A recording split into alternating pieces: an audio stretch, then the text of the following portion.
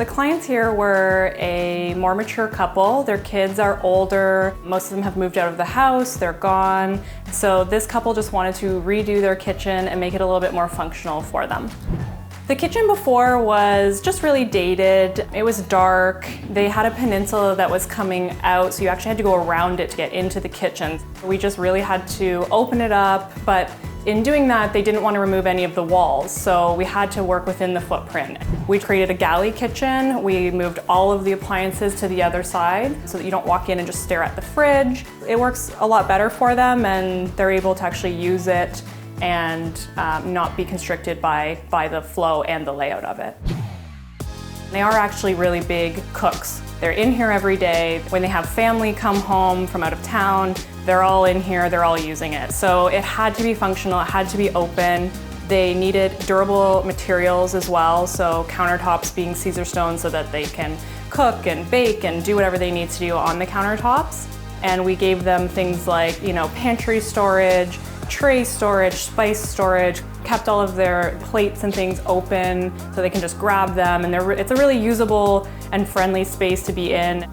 This tin ceiling, which is my favorite part of this kitchen, it had to be maintained, and that was one of the requests from the client. So we couldn't take the cabinets all the way to the ceiling due to the original trim that's there, but we did take it up as far as we could. We put some stacked uppers in for them, and we actually did them all in glass so that they could house some of their, fun stuff. They do have a lot of fun antiques, and they didn't want their kitchen to feel modern and crazy new and everything. They wanted it to match in with the rest of the Victorian style of the house. We also did the stained Douglas fir inside of the glass cabinets as well. That just kind of, with the glass, doesn't make it feel so white and new. It makes it have that character, and it ties in with the ceiling beautifully, and I just love the ceiling, so it's my favorite part.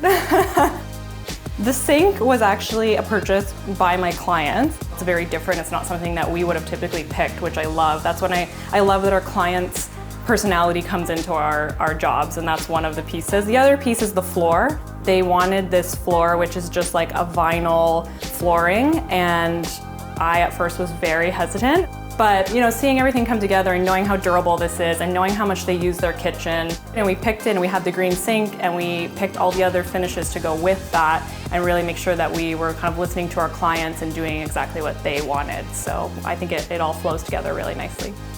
The backsplash tile, again, we went for durability here. It's actually a ceramic with a pattern on it, so they still get that look. But if they, spill something on it while they're cooking, they can just wipe it down. Same with the countertops. It's all just a wipeable surface for them. I do a lot of kitchen renos where we open up the kitchen or we take down a wall. And I think it's really fun that they didn't want to open it up and they didn't want to take the character away from the house.